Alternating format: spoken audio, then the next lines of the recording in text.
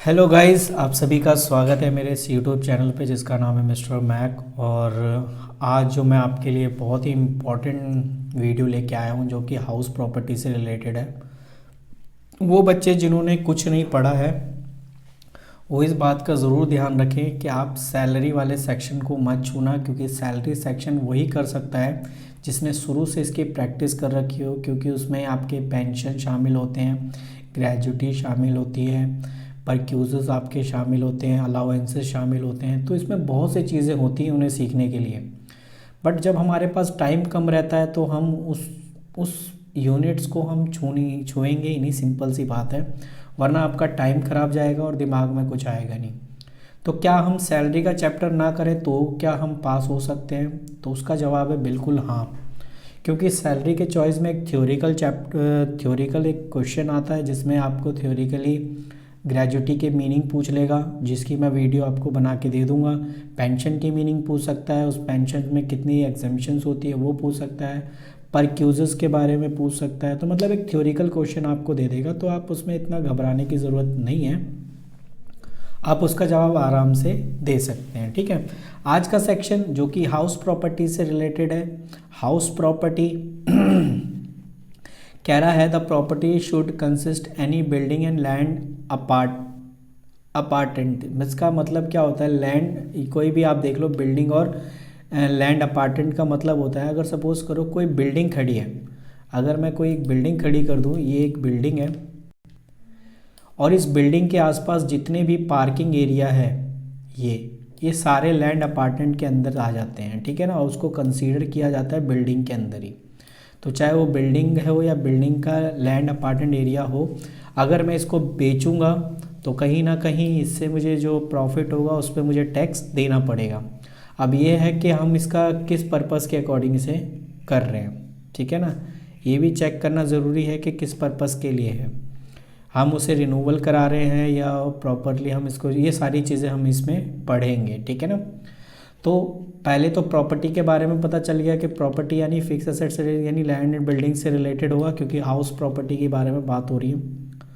दूसरा, assessee should owner of the property. दूसरा जो है कि वो जो प्रॉपर्टी है वो एक ऑनर का, उस ऑनर का होना चाहिए जिस पे टैक्स लग रहा है। डीम्ड ऑनर के बारे में आगे बात करेंगे। The property should not be use by the owner purpose of the business and profession. और वो जो प्रॉपर्टी है वो कोई बिजनेस पर्पस के या प्रोफेशन के लिए, जैसे ट्यूशन सेंटर वगैरह खोल दिया या कोई इंस्टीट्यूट वगैरह ओपन कर दिया, तो उस पर्पस के लिए नहीं होना चाहिए, क्योंकि वो प्रोफेशन में चला जाएगा। तो उससे जो भी प्रॉफिट अर्न हो रहा है वो सारा का सारा चार्जेबल हो जाएगा। ठीक है, ये सारी चीज़ें इसमें मेंशन है। क्लियर है? अभी मैं आपको एक दो क्वेश्चंस के बारे में बताऊंगा। तो हाउस प्रॉपर्टी में इन सारी चीज़ों को देखा जाता है, यानी हाउस प्रॉपर्टी से जो भी इनकम अराइज हो रहा है, इनकम फ्रॉम हाउस प्रॉपर्टी, जो कि 3 कंडीशन सेटिस्फाई होनी चाहिए। ये आप अपनी कॉपी में नोट कर लीजिए। वो 3 कंडीशन क्या है? पहला, बिल्डिंग या लैंड अपार्टमेंट होना चाहिए। दूसरा, ऑनर ऑफ प्रॉपर्टी। और तीसरा जो है उससे जो भी प्रॉफिट होगा वो सारे चार्ज। ये आपका डीम्ड ऑनर कौन होता है इसके बारे में थोड़ा सा मैं आपको बता दूं। डीम्ड ऑनर के बारे में, तो इसके बारे में भी थोड़ा समझिए। जो सेक्शन 27 है वो हमें कुछ बताता है कि कौन किस पर हम एक तरीके से हमें उसको समझ लेंगे। डीम्ड मतलब समझ लेना कि वही ऑनर है।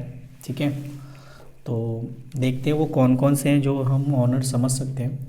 पहला है ट्रांसफ़र टू स्पाउस या माइनर चाइल्ड। अगर हम अपनी प्रॉपर्टी स्पाउस हो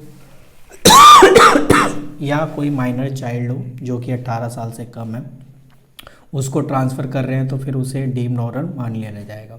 तो कह रहा है if the following condition are satisfy then the individual who has transfer the property would be deemed as a owner of the property. पहला, that tax payer is a individual. जो tax pay करने वाला इंसान है वो individual होना चाहिए, okay, व्यक्तिगत रूप से। एंड ही और शी ट्रांसफ़र ऑफ प्रॉपर्टी, और वो जो है प्रॉपर्टी को ट्रांसफ़र कर रहा हो। And property is transfer to his या her spouse not being a transfer in connection with the arrangement of live apart, या to his a minor child not being a married daughter. Married daughter को इसमें शामिल नहीं किया गया है, ठीक है ना, क्योंकि मैरिड डॉटर जो है फिर उसमें काउंट नहीं होगा। तो यानी अगर property his spouse not being a transfer in connection with the arrangement of life apart. और दूसरा, हर minor child not being a married daughter को यहाँ शामिल नहीं किया गया। And the properties transfer without monetary consideration. और ये जो प्रॉपर्टी इनको ट्रांसफ़र हो रही है, चाहे स्पाउस को हो रही हो या माइनर चाइल्ड को हो रही हो, विदाउट एनी कंसीडरेशन होनी चाहिए, ठीक है। तो विदाउट एनी कंसीडरेशन का मतलब, जैसे सपोज करो, कंसीडरेशन में होता क्या है, मैं अगर ये प्रॉपर्टी किसी दूसरे को बेच दूँ तो उससे लाखों रुपए मिलेंगे, जैसे 50 लाख 60 लाख की प्रॉपर्टी, और वही अपने स्पाउस को दे दूँ या मैं माइनर चाइल्ड को दे दूँ as a free without monetary consideration, तो हम उसे किस में काउंट करेंगे, ट्रांसफ़र, यानी deem to the owner, legal owner मान लिया जाएगा फिर उस कंडीशन में उसको, ठीक है, कि वो एक लीगल ऑनर है। उसके बाद कह रहा है holder of impartible estate shall be deem to be individual owner all the property consider the estate. अगर कोई भी होल्डर है इम्पार्टेबल स्टेट का तो उसको भी एक तरीके से ऑनर मान लिया जाएगा, ठीक है ना, उस टाइम तक। अब इम्पार्टेबल का मतलब होता है एक तरीके से आप देख लो कुछ समय के लिए, या वो उसको संभाल रहा हो, ठीक है ना, प्रॉपर्टी को संभाल रहा हो, तो इसमें आ जाता है। कोई भी कोऑपरेटिव सोसाइटी है या कोई भी कंपनी एसोसिएशन पर्सन है होम अ बिल्डिंग अलॉटेड या लीज पे दे रखा है building scheme of the society या कंपनी इन केस में be deem to be the owner of that building a part of this. उसके बाद ये 2 पॉइंट्स और हैं जो कि ये बताते हैं कि ये है कि when person who has acquire property under the power of attorney, अगर पावर ऑफ अटर्नी के थ्रू जो है कोई भी प्रॉपर्टी उसे मिल रही है तो वो उसे लीगल ऑनर मान लिया जाएगा, ठीक है। और 5th पॉइंट कह रहा person who has acquire right to the building under the section 249। अब ये क्या कहता है आप देखो, कहता है कि a person who acquire any right excluding any right way of lease from the month to month या for a period not exceed 1 year in with respect of building any such as transaction referred in a section 29 shall be deemed to the owner building as a part of their, यानी a person who acquire right to building under the section this, इसमें कह रहा है a person who acquire any right excluding any right way of the lease from 1 month to period, यानी 1 साल तक नहीं, 1 साल के बाद तक का भी अगर कोई ऑनर है, तभी आपने देखो रेंट एग्रीमेंट जो है ना वो कम ही मंथ का बनता है, ठीक है ना। अगर वो वहाँ पे 1 साल से ज़्यादा में रह रहा है और वो उस चीज़ की देखभाल कर रहा है तो उसको हम डीम टू दी ऑनर मान लेते हैं, ठीक है ना, क्योंकि फिर उसने चीज़ को उसने एक्वायर कर लिया है।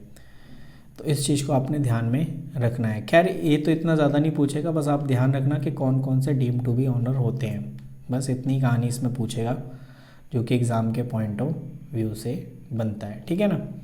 तो आज की वीडियो में सिर्फ इतना ही, आगे की क्लास में मैं आपको बताऊँगा हाउस प्रॉपर्टी से रिलेटेड के when income is not taxable under the head of income from the house of property, किस किस कंडीशन में जो है टैक्स जो है हाउस प्रॉपर्टी में चार्ज होता है और किस कंडीशन में नहीं होता है। तो अगर आप नए हैं तो चैनल को सब्सक्राइब करो यार, ताकि औरों को भी हेल्पफुल हो जाए और मेरे लिए भी हो जाए, क्योंकि आपको भी मैं ये सारी चीज़ें प्रोवाइड करा रहा हूँ।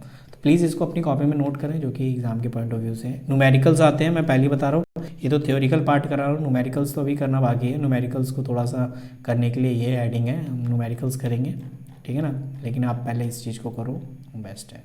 मिलते हैं आपसे अगली क्लास में, थैंक यू।